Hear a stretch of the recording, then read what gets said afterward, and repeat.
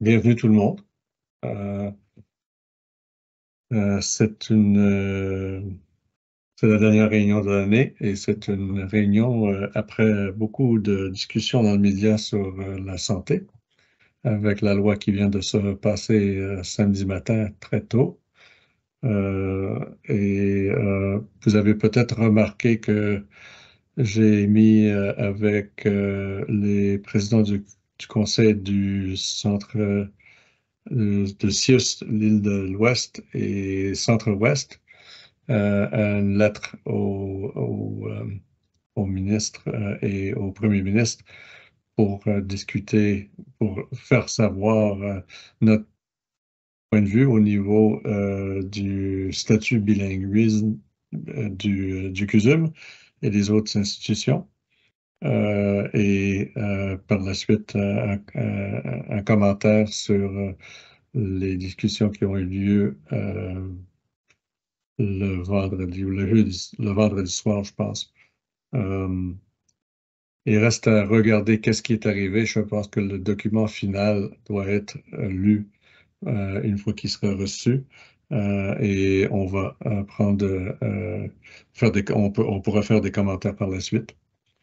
Mais ça va demander beaucoup de changements pour tout le monde, mais surtout pour notre PDG, qui a un énorme fardeau à réconcilier tous les changements au niveau de PL15 et ce qui se passe actuellement au CUSUM. Alors, je lui souhaite bonne chance pour tout ça. Et à vous aussi, parce que ceux qui sont au CUSUM, qui travaillent là, savent que ça va être un gros travail. Je prends l'occasion, si vous me le permettez, de faire un petit commentaire sur Patricia Lefebvre, qui va nous quitter à la fin du mois. Si je m'abuse, c'est le 22. Et je ne sais pas s'il est en ligne, mais je tenais à le mentionner au conseil, comment nous avons apprécié son séjour, un séjour qui a duré 38 ans. Elle a fait toutes sortes de choses à l'intérieur du CUSUM et elle a laissé sa trace un peu partout. Et c'est une très belle trace qu'elle a laissée. Elle a toujours quitté ses défis avec aplomb et avec beaucoup de grâce. Et nous en sommes reconnaissants pour tout ce qu'elle a fait. Et je serais prêt à recevoir une motion de remerciement de quelqu'un. Jim, je vois la main, et Marianne, merci. Et est-ce que ça serait une motion unanime? Il n'y a personne qui est contre. Merci beaucoup au conseil. Alors, je demanderai à Judith de faire le nécessaire pour communiquer cette résolution à Patricia. Et je ne sais pas si Dr. Patrick souhaiterait dire quelque chose. Si oui, je lui laisse la parole. Merci beaucoup, M. Cright. Effectivement, j'aimerais également souligner la contribution de Patricia au courant des années, non seulement au CUSUM, où elle a toujours été pendant des décennies, mais également, par exemple, à l'INES et autres, avec son expertise reconnue, avec l'Ordre des pharmaciens. C'est quelqu'un vraiment, depuis mon arrivée, j'ai besoin de quelqu'un pour me sortir à l'extérieur, out of the box, ou de pousser les pensées. C'est quelqu'un vers qui je me tourne régulièrement. Et j'aimerais vraiment également la remercier à partir de toute l'équipe de gestion. Merci, Dr. Patinet. Je sais qu'il y en a plusieurs qui souhaiteraient lui remercier personnellement également, qui sont sur le conseil, mais sachant qu'elle n'aime pas trop d'attention envers elle, on va essayer de nous restreindre un peu et on va sauter dans notre agenda. Alors, merci encore, Patricia. Alors, approbation de l'ordre du jour. Est-ce qu'il y a quelqu'un qui est prêt à faire une proposition? Là, vous êtes rendu très petit sur mon écran.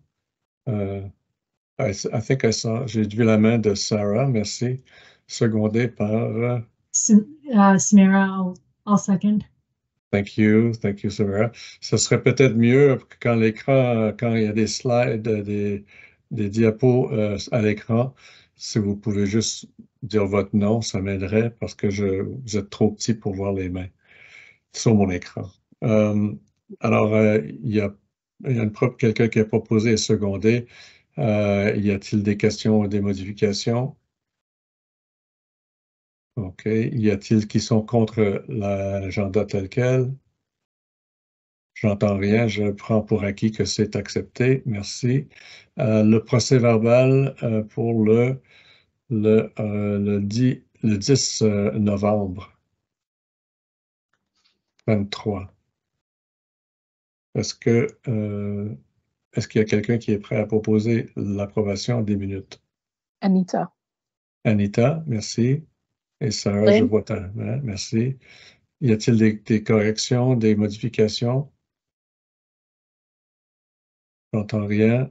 Alors, s'il y a quelqu'un qui est contre, faites-nous signe. Alors, le silence, c'est l'approbation. Merci. Numéro 4, les affaires découlant du procès-verbal, business arising from previous minutes. Are there any items, Dr. O'Patroni, that you want to raise from previous minutes?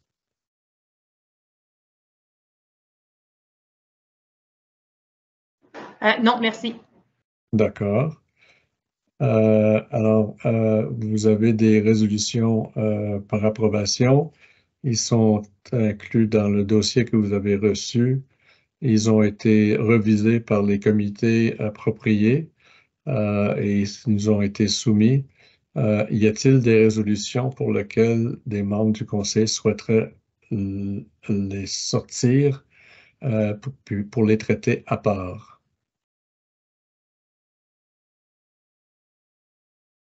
Non, d'accord. Alors, s'il y a quelqu'un qui est prêt à proposer l'approbation des résolutions. Merci, Sarah. Quelqu'un a juste à me donner son nom et ça sera le secondaire. Jim, merci. Alors, y a-t-il qui sont contre l'approbation des résolutions?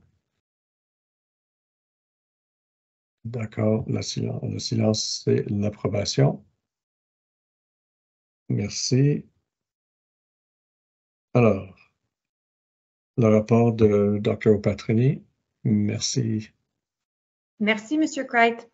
Et je vois que j'ai vu que Patricia était là, alors j'espère qu'elle a entendu vos mots et les miennes.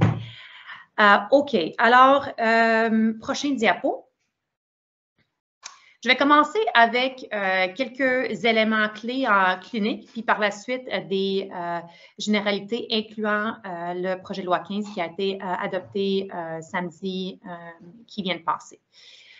Les deux que je vais vous mentionner, comme je le fais depuis plusieurs mois, c'est toujours des listes d'attente en chirurgie et également leur durée moyenne de séjour à l'urgence.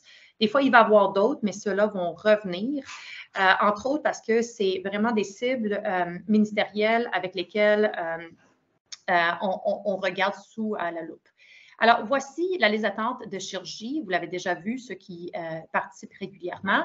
Et vous voyez que depuis janvier, il y a un déclin en jaune en termes de nombre de cas ou en pourcentage de cas qui sont de patients qui attendent plus qu'un an. Vous voyez maintenant depuis quelques périodes que ça ne descend pas plus. il y a une série de raisons là-dessus. Par exemple, il y a eu des journées de grève qui fait en sorte que notre productivité diminue ces jours-là. Et également parce qu'il y a d'autres chirurgies sur nos listes d'attente qui ne peuvent pas attendre un an. Pensons à cardiaque, cancer, etc. Alors, la seule façon vraiment de regarder comment continuer cette baisse sera de regarder plus de stratégies pour vraiment les prioriser, et ça, c'est en cours. Et deuxièmement, de regarder comment rajouter à notre productivité de salle d'opération. Alors, c'est des choses qui sont en train d'être travaillées. Prochain diapo. Et on regarde ça par type de chirurgie, vraiment pour faire des analyses et voir comment on peut avoir des stratégies vraiment dans chaque spécialité pour voir comment vraiment faire ça à la baisse. Puis, ce qu'on voit, c'est que dans certaines spécialités, c'est plus facile que d'autres et des fois, il faut viser l'hôpital, des fois, il faut viser le chirurgien, des fois, il faut viser la spécialité en général pour voir comment baisser ce cours. Et c'est ça qu'on fait. Prochain diapo. C'est plus de détails sur ça. Je pense qu'on peut sauter. OK. Alors, bref, j'espère que nous allons continuer à voir une baisse qui va débuter. Ceci dit, je ne pense pas qu'on va voir une baisse la prochaine période parce que maintenant, on a plusieurs jours de grève, premièrement, et le temps des fêtes, c'est une période également que d'habitude, il y a moins de chirurgie. Ceci dit, en contrepartie, ce qui a débuté depuis le début novembre, qui est très excitant, c'est l'unité ERAS, Enhanced Recovery After Surgery, une unité au général. On va avoir plus de données quand c'est ouvert plus longtemps, mais qui fait en sorte qu'il y a eu une baisse nette en termes d'annulation la même journée des chirurgies, qui est un indicateur extrêmement important. Alors, ça, c'est une bonne nouvelle. J'espère d'avoir plus de détails la prochaine fois. Tournons-nous maintenant vers les urgences où nous avons, selon la courbe que vous voyez, la courbe de 2023, 2024, c'est en orange en termes de nombre de visites. Alors, vous voyez que le volume de visites n'est pas vraiment très différent qu'auparavant. Par contre, ce qui ne s'améliore pas, malgré qu'il n'y a pas une hausse de volume, c'est notre durée moyenne de séjour. Prochain diapo.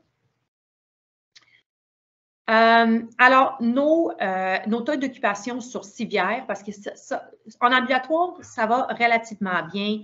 Le prise en charge, puis le DMS, on peut toujours travailler là-dessus, mais notre défi, c'est vraiment les patients qui attendent sur civière et on a régulièrement des taux d'occupation qui dépassent le 200%, surtout à l'hôpital général, puis à l'hôpital Royal Victoria.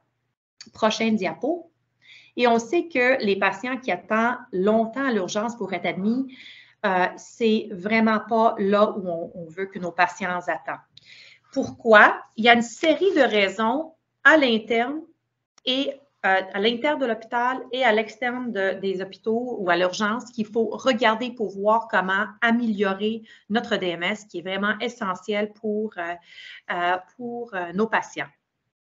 Un élément, c'est sûr qu'il y a beaucoup de nos lits qui sont occupés par des patients qui seraient préférables ou qui ont terminé leur séjour, puis on aimerait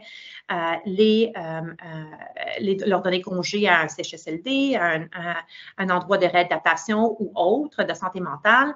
Et on a la difficulté de faire ça. Nous travaillons régulièrement avec nos partenaires dans le réseau montréalais et également avec le ministère pour regarder des solutions pour ouvrir des lits, pour voir comment améliorer le retour et autres, et de s'assurer que on ne déclare pas trop de patients NSA et voir si on peut retourner les patients à la maison. Alors ça, c'est le travail qu'on fait avec nos partenaires externes, mais il y a également des travaux très importants qu'il faut faire à l'interne pour voir comment améliorer nos processus. Prochain diapo.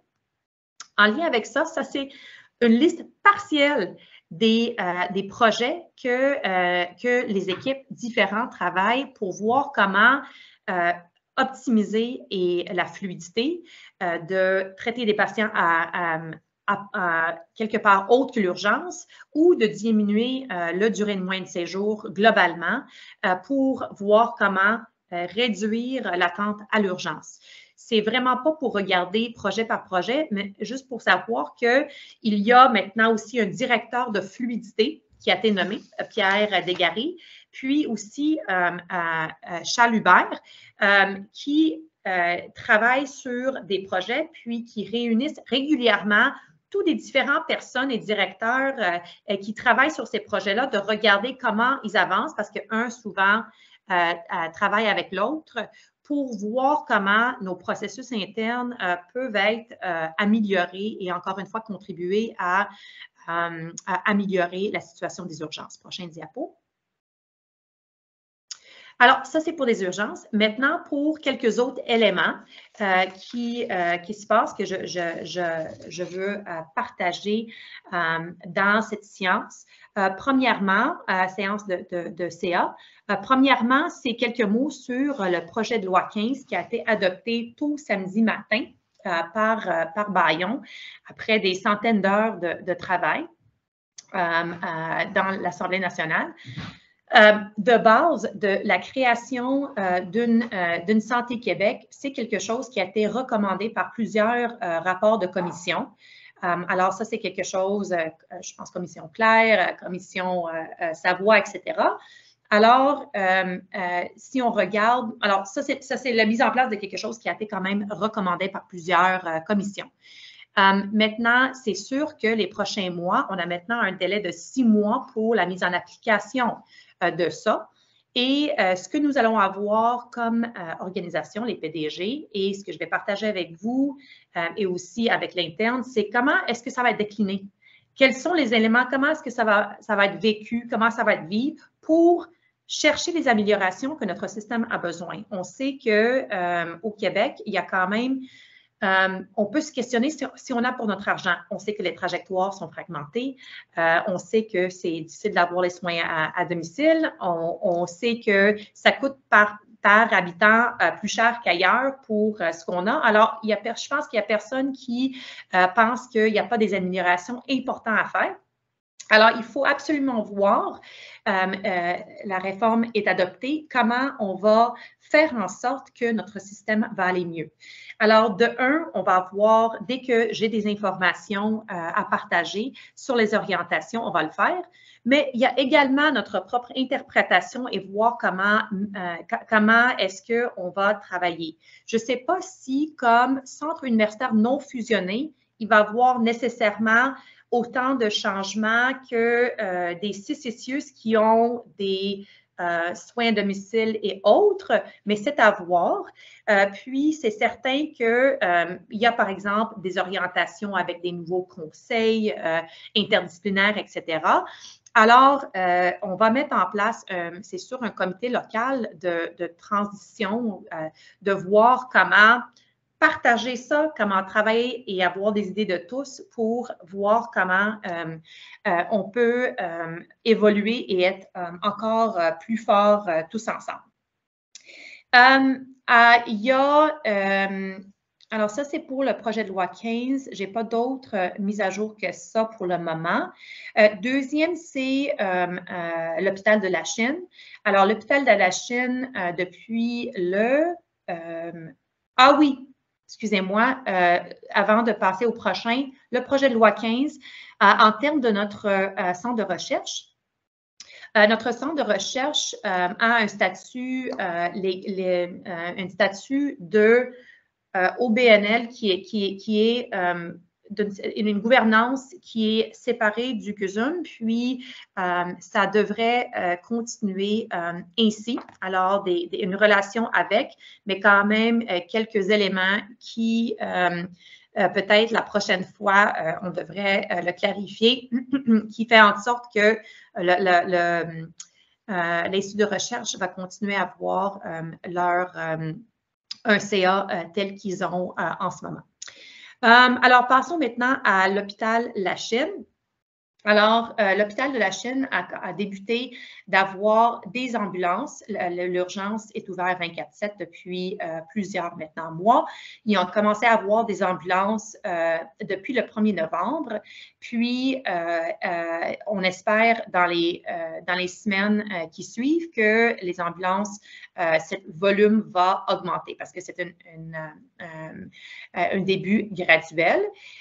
Il y a régulièrement entre Dr. Deschênes, le DSP intérimaire, et Martine Alfonso et les médecins hospitalistes et urgentologues de la Chine des réunions pour regarder quels sont les changements parce que c'est quand même un changement culturel d'un hôpital qui était beaucoup, où le rôle, par exemple, des médecines internes était plus large que dans d'autres hôpitaux semblables, vers quelque chose vraiment mené par des prises en charge vraiment par les urgentologues, les médecines familles hospitalistes, de prendre le rôle qui leur est dû, central. Alors, c'est clair qu'il y a un changement de culture et d'approche. Ça prend un accompagnement, puis il y a des éléments. Il va y avoir aussi également d'autres réunions pour regarder des trajectoires, de s'assurer des corridors de service pour les patients qui nécessitent des soins critiques avec le général puis le Glenn. Alors, ça, c'est en continu. Il y a eu également des salles d'opération plus ouvertes. Il y a plus de cliniques qui sont en train d'être ouvertes. Alors, le travail va continuer. La construction va très bien. Alors, ça, c'est pour l'hôpital de la Chine. Le troisième, c'est le neuro. Je voulais juste partager avec vous que nous avons eu, on a déposé la demande pour faire partie des projets d'infrastructure majeurs au ministère de Santé. Parce que en ce moment, la localisation du neuro ne laisse pas une expansion. C'est aussi très vulnérable en termes cliniques. La localisation, il n'y a pas un accès aux spécialistes pour les autres besoins de cette clientèle vulnérable. Alors, on devrait avoir une réponse si elle s'était retenue ou non dans le prochain budget.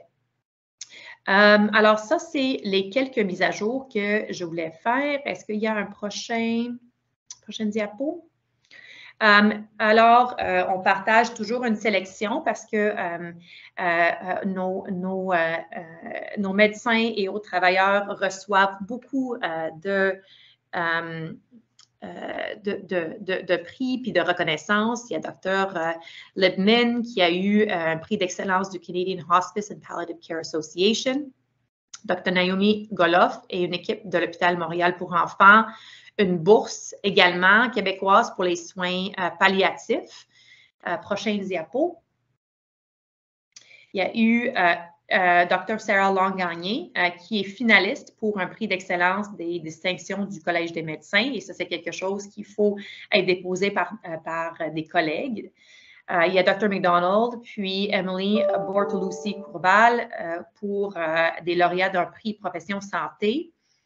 Alors, vous voyez qu'il n'y a pas de reconnaissance qui manque. Prochain, je pense qu'il y a encore d'autres. Nous avons également eu, il y a un prix Hippocrate qui reconnaît, c'est vraiment pour le réseau québécois. Il y a une soixantaine de projets qui ont été déposés avec 8 gagnants. Puis, nous avons au CUSUM eu 2 équipes qui ont eu, 2 des 8 prix ont été donnés. Un, c'était le Stenoa qui facilite le parcours de soins pour des patients qui ont des crises cardiaques, qui ont besoin d'avoir de angiographie. Et également, le SPOT de Montréal pour enfants, c'est une trajectoire pour les adolescents qui ont une crise avec des idéologies de suicidaire, qui a également gagné un prix. Prochain diapo. Il y a également Dr. Rosenblatt qui a eu le Jacobs Ladder Norman Saunders International Research 2023, le prix pour ça.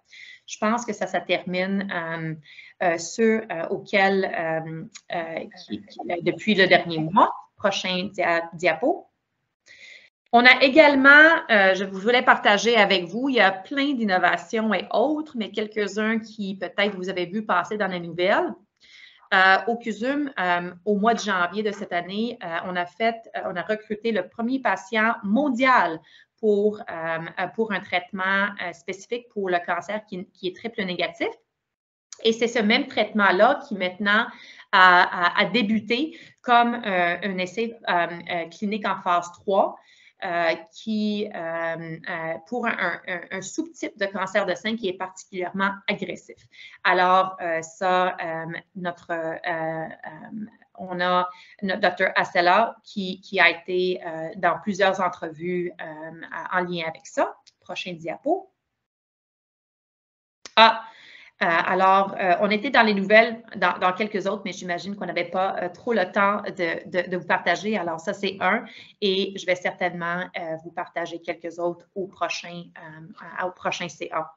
Je ne pense pas qu'il y avait des variables, puis nous n'avons pas reçu de questions non plus. Alors, j'en ai pas à ce stade-ci. Mr. Crate? Merci, Dr. Patrick. Merci pour votre présentation. Y a-t-il des questions sur ce que Dr. Patrick a présenté? Non? Merci. Alors, une réunion assez courte ce matin, cet après-midi, c'est-à-dire. Mais il ne reste que de vous souhaiter joyeuses fêtes et en espérant de vous voir dans l'année, pleine santé et beaucoup d'énergie pour entreprendre une nouvelle année avec bien des défis. Alors, merci, Dr. Patrick, pour tout ce que vous faites et pour le leadership que vous apportez au CUSUM avec l'énergie et les bonnes idées et une nouvelle ère qui traverse le CUSUM. C'est très intéressant de voir évoluer le CUSUM sous votre règne et on est très content. Et c'est moi qui vous remercie à vous parce que je viens souvent pour votre conseil, puis aux membres du CA qui donnent vraiment tellement de votre temps et d'expertise pour s'assurer que les décisions qu'on prend sont les bons. Alors, j'aimerais vous remercier pour tout votre temps et votre implication également. C'est vrai qu'on est choyé avec un conseil exceptionnel qui donne beaucoup de leur temps et on a besoin de ça. Alors, on vous remercie infiniment pour tout ce que vous avez pour le CUSUM et pour le réseau en général. Merci beaucoup et joyeuses fêtes. Au revoir.